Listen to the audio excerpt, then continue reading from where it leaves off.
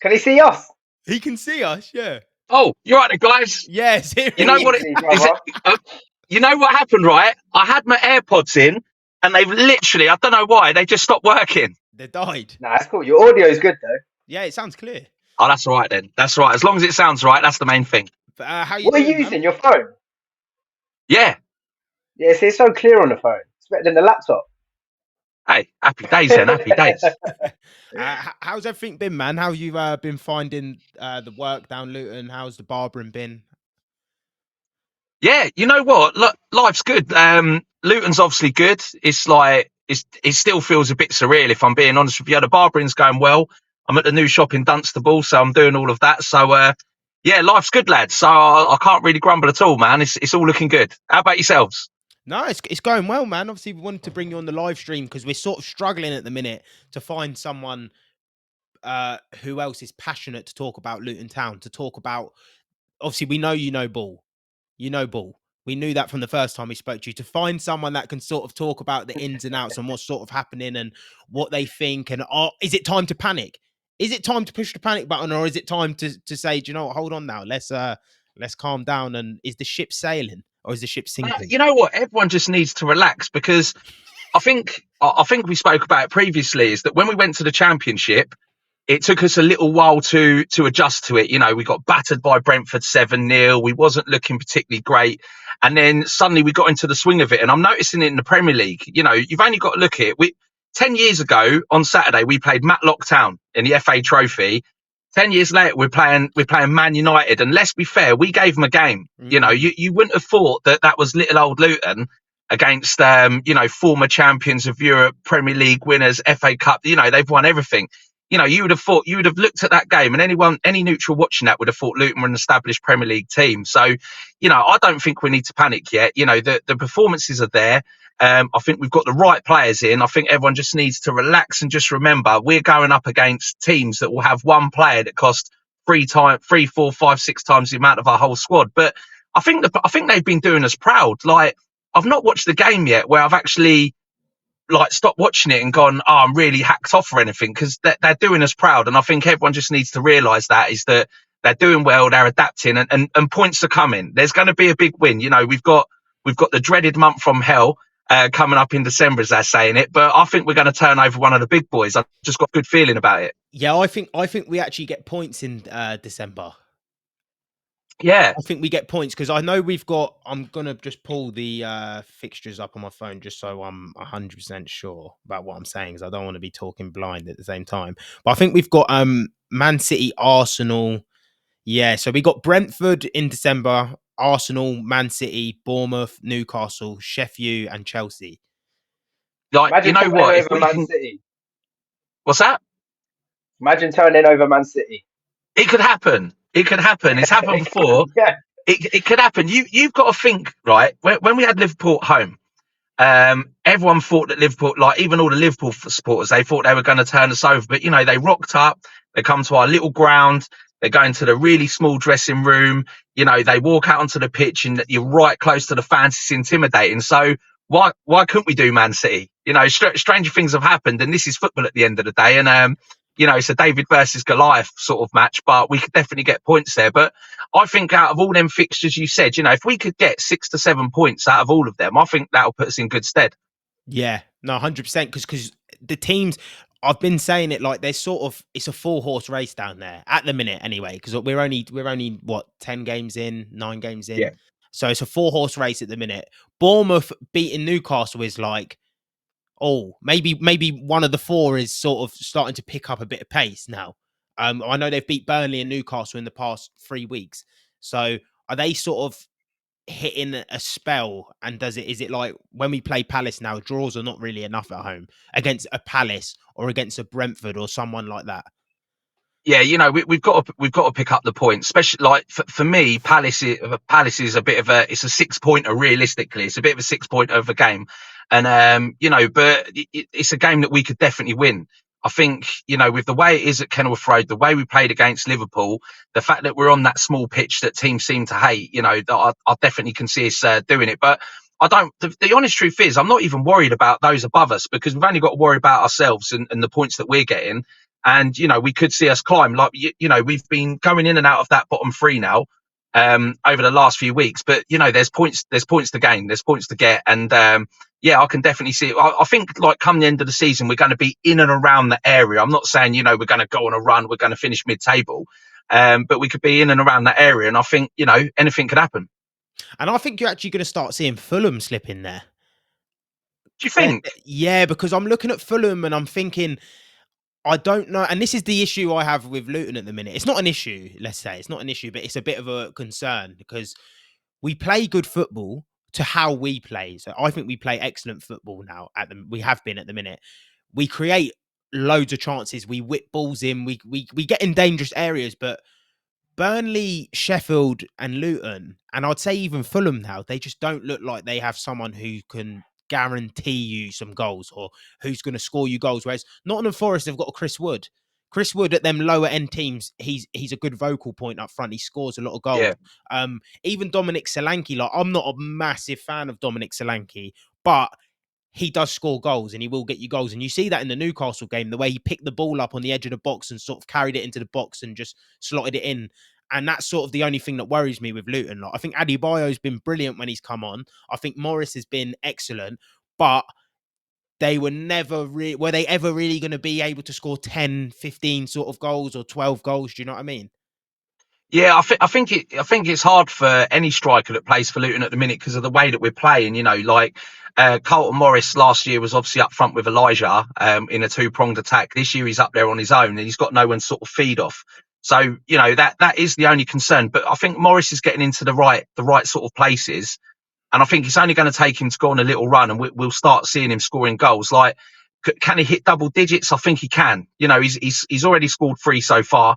But I want to see sort of more of them open goal. Sort of more of the open play sort of goals coming in. I think one thing that's happened is like Issa Kabure, his deliveries wasn't so great at the start of the season, but we've seen over the last few games that his deliveries are getting better in the box. He's putting the ball into more dangerous areas. Alfie Doughty's like Alfie Doughty, and he's like incredible. Like how he's not being picked for the England squad, I do not know. So I think it's just about getting the ball into the right places, and then Carlton Morris will start scoring. But it is a concern that he is up there isolated on his own. Like if he had Elijah playing next to him, could that potentially sort of open up the gaps where you've got the run up, like one forward making a run where you're taking the defenders away, if the other one running through? That's a concern, but they're doing all right.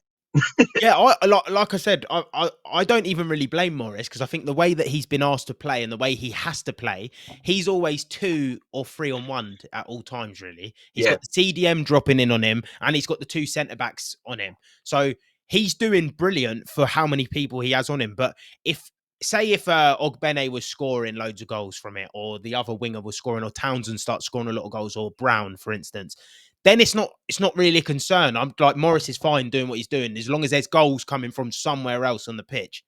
Yeah. But at the minute where I'm not seeing the goals, I'm sort of like, because the football, if we look at all the international breaks, there's been one every month. We've improved tenfold off of each international break. Definitely.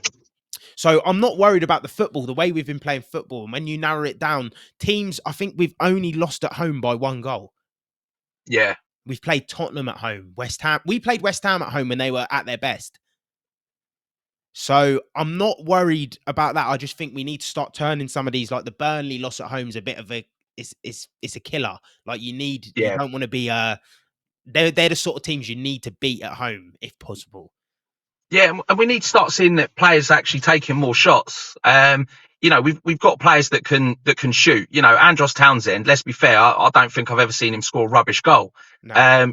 But I think it's about people sort of, rather than maybe trying to get it into the box all the time, actually, think I'll take a pop at it. And we see that a lot with Ross Barkley. Like, all right, he's blown some over, he's had them saved, but he's seeing that space and he's taking them opportunities. And I think we need to start seeing the players doing that. And I think with the likes of Jordan Clark coming back, we might start seeing that happen a little bit more. But I totally agree with you. It's a worry about other players not scoring. But I think they've just got to just go for it. You can't always put it into the box to score goals. Sometimes you've got to take chances, or you've got to take gambles. Look at Pelly. Pelly throughout his whole career He's bloomed over more shots than what I could ever imagine. But when he cracks it, he cracks it. Do you know what I mean? Yeah, it's true. He always scores a ripper. We need a Steve McNulty to just fire one in on a volley or something. Oh, imagine that. Do you imagine? Changing subject. Could you actually imagine? Steve McNulty in the Premier League? That'd be mad, wouldn't it? That'd be absolutely mad. Steve McNulty, old sumo, playing in the Premier League. It'd be legendary, would be brilliant. wouldn't it? That would be brilliant. But he was never going to make it there, was he? But he done well for what it is. But obviously, we got a comment here from Mikey. Do you think Nakamba is too exposed by himself in the middle of the park? No, I think stats speak for themselves when it comes to Nakamba. He's got the second highest amount of tackles in the whole of the Premier League, and I think that he's doing a good job. I don't think he's I think it's like what they say, innit? Like 80% of the world is covered in water, and 70% is covered in water, and the other 30% is covered by Nakamba. I think even when he's on his own, he just legs it everywhere, doesn't he? He's an absolute machine. He's an absolute machine. I bet his wife has an absolutely fabulous evening when they're getting all romantic, because literally the guy just doesn't stop, does he? Yeah. He's just on it all game. I don't think he's exposed being there on his own, but I think I noticed Barkley's been playing a bit deeper with him, and I think that's worked and helped him as well. But no, I think Nakamba's doing brilliant, to be fair. I think Graham has actually found his best. No, not Graham. Flipping out. I was thinking Graham Jones, man. Rob Edwards. He's actually found his best starting 11 now. I think with Townsend playing as well, because a lot of people, obviously, I read on Hatters Talk. Sometimes, do you know what it is? You can't go down a rabbit hole on Hatters Talk, because I start reading the comments and I'm like, these people, do they even fucking know football? What are we doing? I don't even go on it anymore. I don't even go on it. And I think that's just football in general. But when I'm reading some of these comments, like Townsend's defensive responsibilities, what he's been doing defensively, and even his pressing and telling people to come with him, and even you'll notice a lot of times when there's someone running around him, he'll always tell someone, do this, do that. He's like another coach on the pitch. So I actually think Rob Edwards has found his best 11 at the minute. 100%. He's found the best 11, but then you look at some of the players that aren't making it into that starting 11, like your Chongs and your Giles and all of that. We've got some good players there that are knocking on the door, and I think that's what's really good, is there's pressure on those players to perform, because otherwise, if you don't perform, he can bring on a Chong, he can bring on a Jordan Clark, he can bring on these sort of players and a Giles. I think it's a tough team, I think, to be in and around. There's a lot of competition for places there, but I think that's why we're starting to see players performing better, because, like, don't get me wrong, Alfie Doughty was absolutely amazing last season, but it just seems this year, we brought in Giles for 5 million, who started the first few games, and since then, Doughty's just literally gone up another level, isn't he? And he actually looks better defensively this season. Like, yeah, he does. I think it suits him playing that wing back role, where he's literally darting up and down the pitch the whole game, because he's got an engine on him. Yeah, there was a few times last season where he'd get forward and then we'd get caught off the ball and he'd sort of walk his way back. But this season he seems to just be everywhere. And I hope his injury's not too serious. I don't know if anything's been put out anymore on it, or what it is, but he looked in a bit of pain, didn't he, when he come off? Yeah, that to be fair, that was the biggest worry, I think, about that whole game, was just seeing Alfie Doughty sort of limping off, and it does make you panic. But then at the same time, if he is out for a little while, we've got Giles there, and I know a lot of people have sort of knocked Giles a little bit, saying he's not like taking on the last man, he's not putting the balls in the box and that. But we saw what he did at Middlesbrough last season, and maybe it'll just take him some games to adapt, and then he'll do it. So if we do lose Alfie Doughty, it'll be bad if the injury's bad. But we've got Ryan Giles there, and then you can even look at it that there's Joe Johnson as well that can also play that role, who's away with the England team at the moment. So even though it's a concern, it's not something to panic about, I'd say. Have you been keeping an eye on that? Oh, the young lad, he's gone to Colchester, I think it is. Joe Taylor. Yeah, he's been tearing it up there, man. Yeah, he's been scoring goals, isn't he?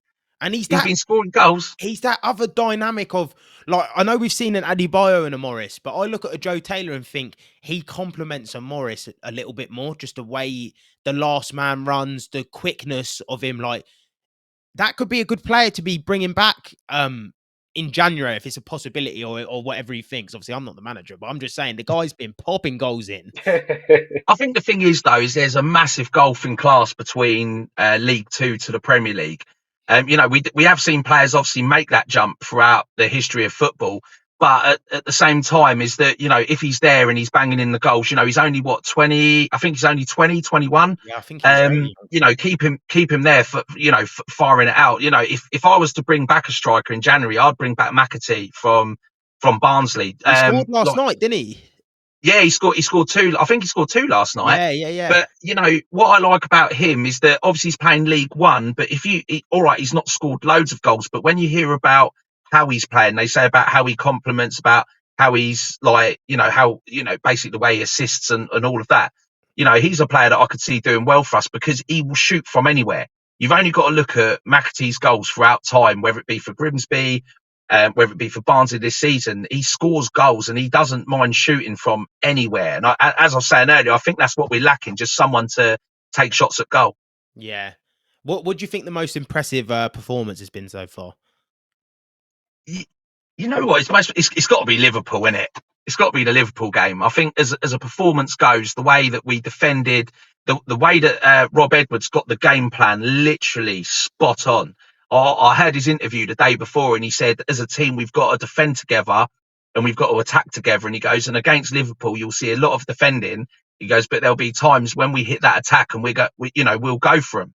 And that's exactly what we did. And that's how we got the goal. It was literally soak up the pressure, hit him on the counter. And as goals go, like for me, that's one of my favourite Luton goals of all time. I think, you know, once it's in the Premier League and against Liverpool, but as a team, the way that they defended the corner, got the ball out, Ross Barkley keeping a really composed head to take on the player on the edge of the box and then to run with it, check on his marker that was running up behind, pop out to Kabure, ball in the box.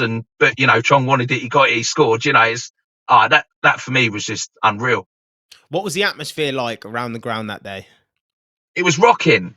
Don't get me wrong, it wasn't Sunderland or Watford rocking, but it really was rocking. And I think that's the one thing that I'd love to see this season. I'd love to see that ground being like it was for the Watford and the Sunderland game, where it was intimidating. You know, every time we won a throw in, there was cheering. People were banging the tunnel when the players were, you know, like the Watford or the Sunderland players are going up it. They were intimidated by it. But, you know, the atmosphere was rocking, but I'd love to see it get to those levels again, like in the playoffs, because I think the game against Sunderland at home, I don't think I've ever experienced anything like that throughout all the years I've been going to watch Luton Town. It was nuts. Yeah. It was that hostile in there. It was well hostile. Now, I'd done the PA for the Watford game, so I wasn't in the tunnel. But I know that people that were in the tunnel were saying Watford were rattled. They were absolutely rattled because the tunnel was getting whacked. You know, they were just getting abuse and everything. And even they were saying when they come up, they went, they don't want it. They don't want it. And it was the same with Sunderland. You could tell they were rattled by it, you know, because let's be fair, like Kenilworth Road, it's like being in an octagon, isn't it? It's like so close and tight. And then when it's going, it's going. Nah, it's to be fair, it's been an exciting season. I've seen a lot of fans sort of have the attitude of we shouldn't really be here anyway, so just be happy while we're here. But I don't know, my mentality is a little bit different. I feel like we deserve to be here because we got promoted last season. So yeah, of course, we're having a good go at staying up. Is there anything in the team you'd like to see changed, or anything that you don't think works that well? To be fair, I don't think there's anything I'd change because, you know, it's getting better game by game. You know, and I think that Rob Edwards is getting it tactically spot on.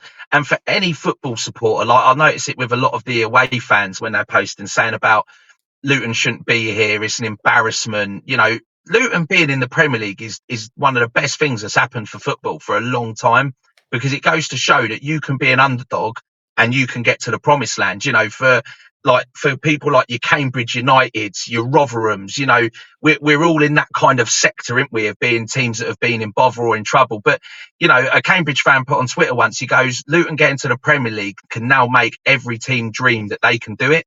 And we deserve to be there. And quite right, we should be there because, you know, the way that we've built, the way that club's been built since 2020 come in, it's been built to get there.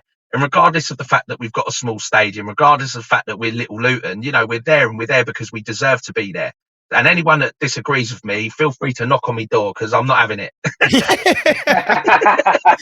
I think that's why that. I'm so desperate for them to stay up this season, because I do honestly think that if we stay up this season, we stay in the Premier League for a long time. I just think the way the clubs run, and the way the transfers are, and the way that we have an identity for who we are and who Luton is, and the way that Luton play, I do think we'll stay in the league for a long time. Sort of like a Brentford or a Brighton, sort of that similar. We're quite similar in them ways. Definitely. Definitely get through the season.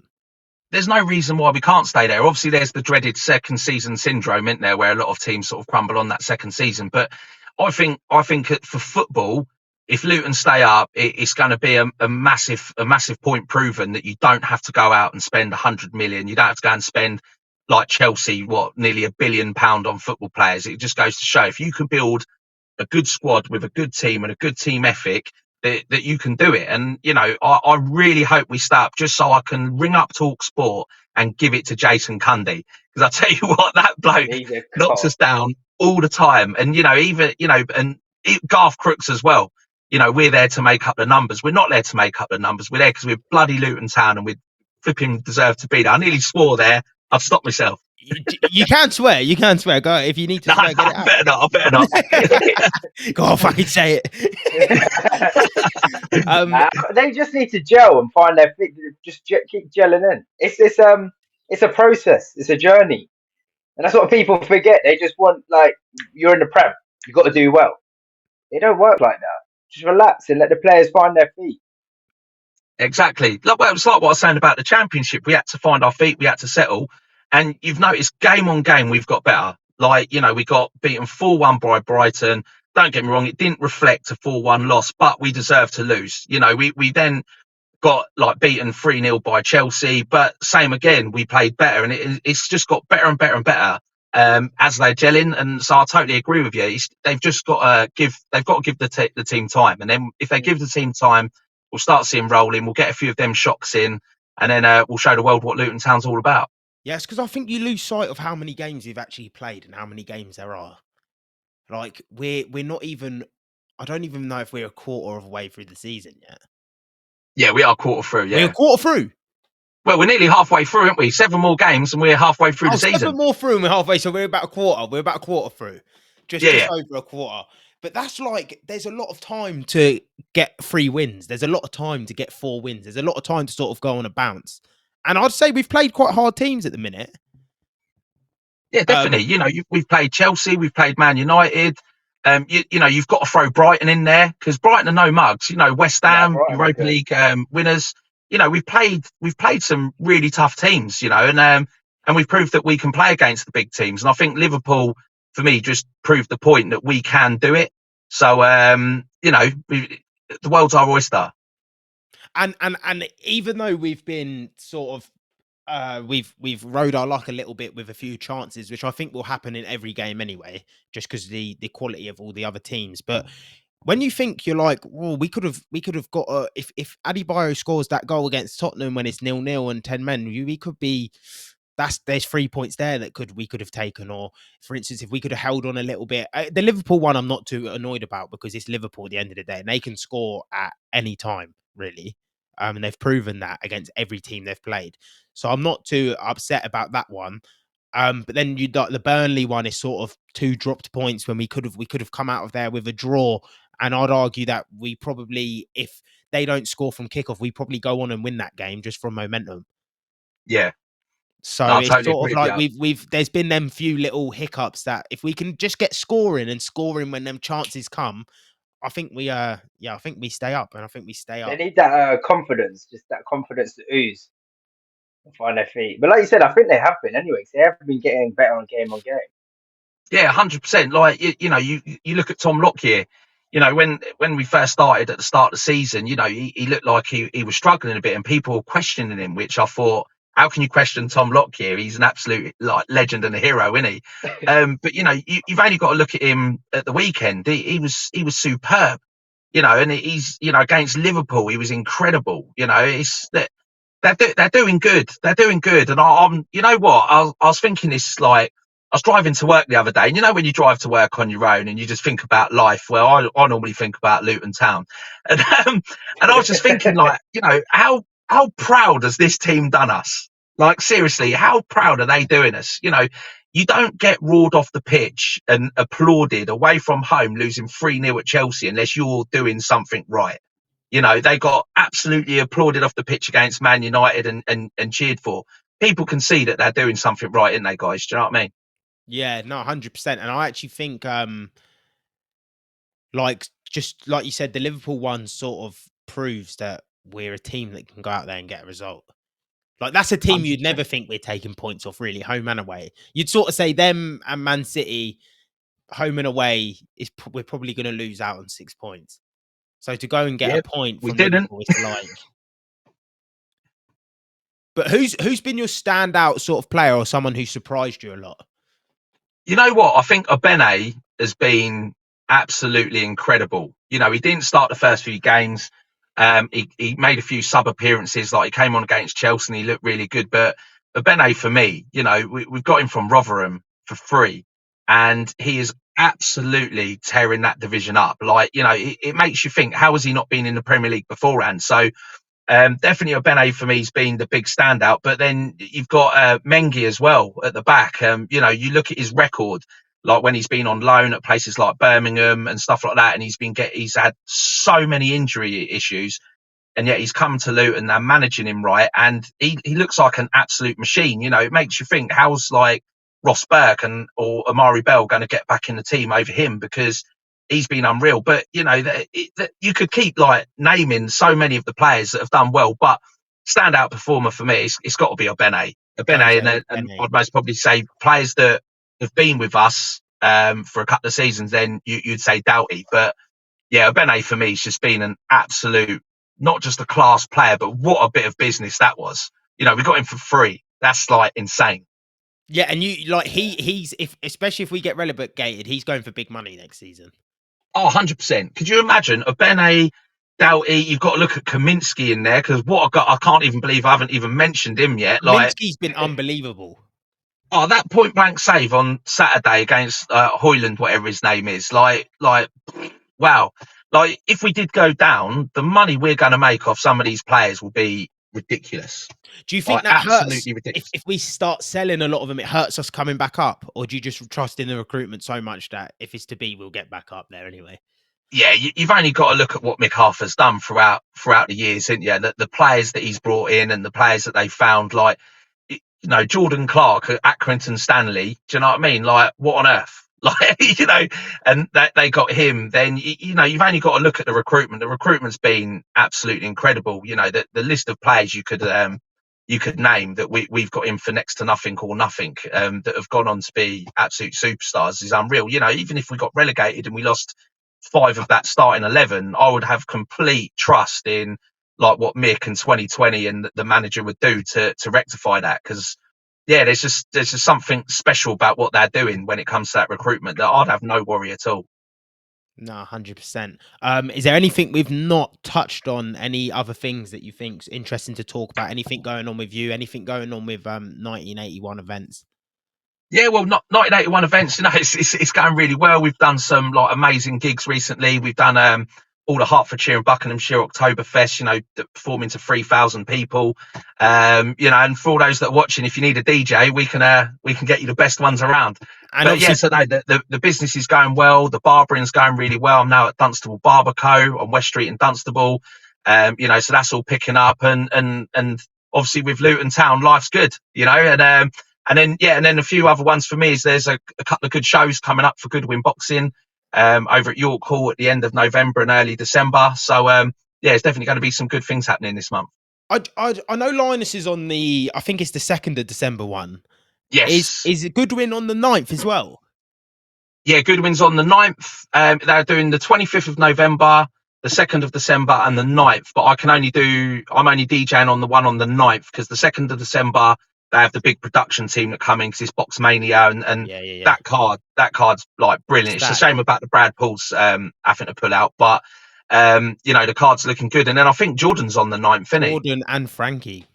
Yeah, so you know, there are two local boxers there. You know what's a shame? It'd been brilliant if Linus was on that bill as well. Because imagine that if you had the three. Obviously, Ticey can't because she's going for big things. She's going for world title. Yeah. But how good would that be to have like half of a show Going to get filled that up money. with? Eh? She's going to get that money. She is. And I'll tell you what, if she's watching, like, Ticey, go out there and smash it. Because I've watched her fight before when I DJ'd for Tony Pill. That girl's got something. She's got something. Yeah. And when she fought Nina, obviously it was unlucky. But as we said in that last podcast, is that, you know, it's going to be the making of her. And look at her now. She's going for world titles. She's young. She's marketable. You know, She's a beast, man.